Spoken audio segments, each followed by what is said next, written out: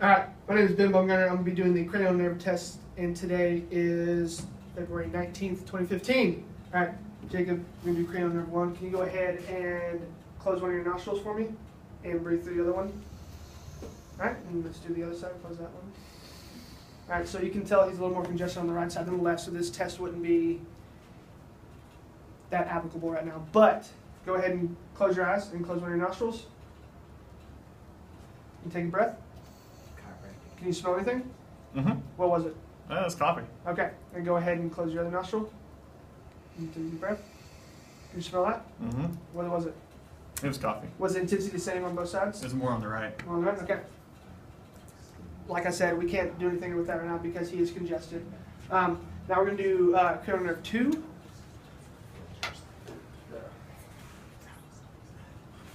Scott, just go ahead and look back up past me.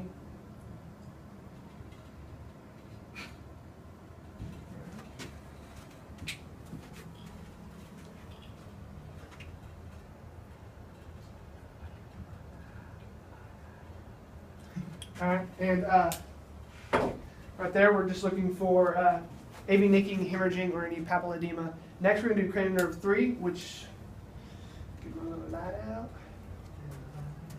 And what we're looking for right here is consensual constriction. So I'm going to shine the light in Jacob's eye, and we're going to watch the right eye constrict, and then we're going to do it again, and we're going to watch the left eye constrict, and it does, so that's working. Same thing on this other side. Go ahead and keep looking straight. And they are both constricting correctly. Now we're going to be doing the fatigue, which is just holding the light on the eye for 3 seconds, and if the pupil does dilate, then it has been fatigued. We'll do that 3 times.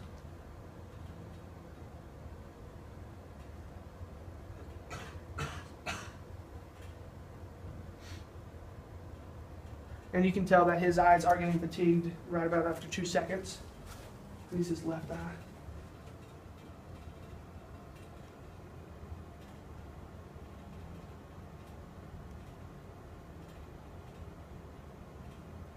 And his right eye is actually not getting as fatigued as the other one. Next, we're just looking for any ptosis or any spasms in the eyelids. There is none. Next, we're going to be doing the H in space or the X in space, which is testing cranial nerves 3, 4, and 6, the motor movement of the eyes. So go ahead and look at my finger right here, Jacob, just with your eyes. Keep your head still.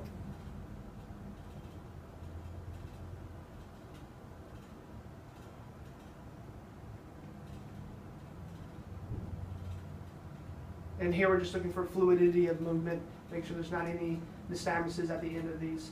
I'm going to do X.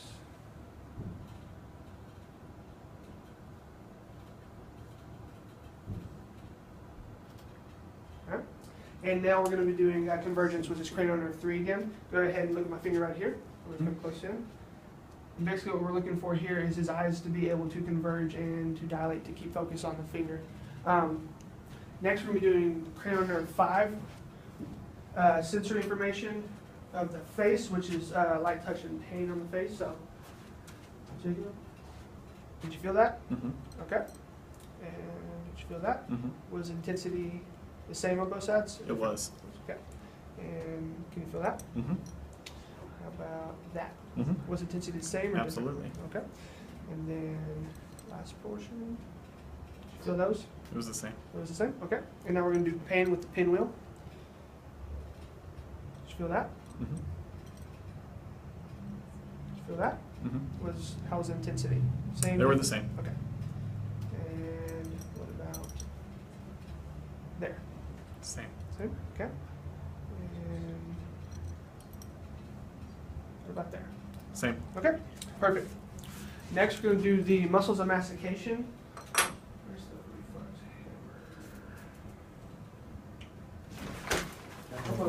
hammer? Well, first we're going to do muscles of mastication, so go ahead and clench down for me. I'm going to feel the bilateral symmetry or asymmetry of the muscles of mastication, and they are symmetrical. And go ahead and clench down one more time. I'm going to feel the temporal muscles as well, okay? And they're both good, they're both symmetrical. Go ahead and open your jaw a little bit for me.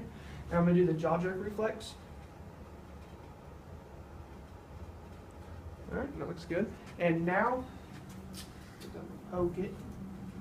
All right, go ahead and open your jaw. And right there, we're just looking to see if they can open their mouth or their jaw with resistance. Next, we're going to do is we're going to do cranial nerve 7. So go ahead and raise your eyebrows as high as you can, and then squint your eyes as hard as you can. Okay, and go ahead and smile. That's a horrible smile. All right, go ahead and puff out your cheeks. And now, what is the funniest thing you've heard this week? Hey, you're so dumb. All right, cranial nerve 8, which is the vestibular system. We're going to test that by doing the rubbing finger test. So let me know when you can hear this. I can hear it. All right, let me know when it goes away.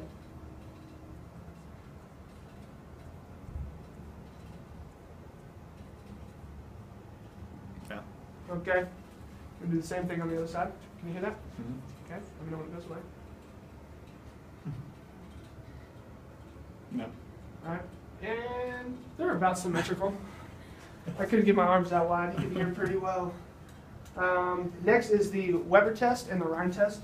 So we're just basically looking for the sound to lateralize to one side if there is a problem. Can you hear that, Jacob? Sure can. Is it lateralizing to one side or the other? No. Same on both. Cool. So intensity is the same on both, so there's not lateralizing to one side or the other, which if it was, we would then go and test that side, but since it's not, we're going to test both sides. So can you hear this? Mm-hmm. Or can you hear this? Mm-hmm. All right, was the intensity the same or different? It was louder when it was louder. It was out to the side of my head. Okay. And that's what we want to hear. And can you hear that? Mm-hmm. And can you hear this? Sure can. Awesome. What about that? Same as the other ear. It was Same? louder when it was out. Okay, good. And that's what we want to see. If it was louder on the bone conduction than it was to the air conduction, we would have a conduction loss on this side. If everything was this, if the sound had lateralized to this side and everything was normal, it would mean that we would have a sensory neural loss on the opposite side. Next, we're going to be doing, or actually, I need to do one more with cranial nerve 8. It's the tandem gait and the head turn test, actually. So go ahead and look basically right at the camera. Okay. Keep your eyes right there.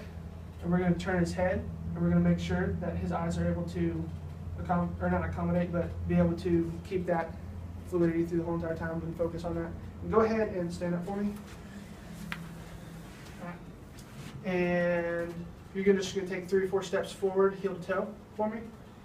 And here we're just making sure that he can do this before we get him to close his eyes. All right, come back. That was like 8 steps, whatever.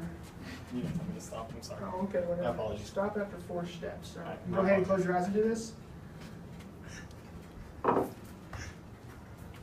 That'd be good, brother. And here we're looking, and here that's still a cranial nerve 8. We're looking for swaying to either side, weak vestibular systems on either side when his eyes are closed because he doesn't have that proprioceptive input anymore. Now cranial nerve 12 is, all right, go ahead and stick your tongue out for me. We're just looking for any atrophy in the tongue or any protrusion to one side or the other due to a lesion of cranial nerve 12. He doesn't have any. You can put your tongue back in your mouth. Thank you, sir. Or any fasciculations or anything like that. Go ahead and open your mouth for me. And everything looks good.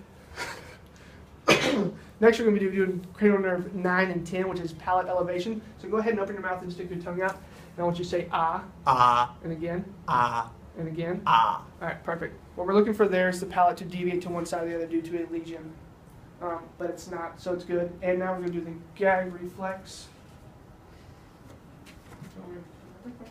Go ahead and open your mouth. And it works. And cranial nerve 11 now is the traps and the SCM. So go ahead and lift up your shoulders. Good. And then turn your head. Good. And the other way. Good. And he was able to do both of those against resistance, which means there's nothing wrong with cranial nerve 11. And that is all the cranial nerve tests.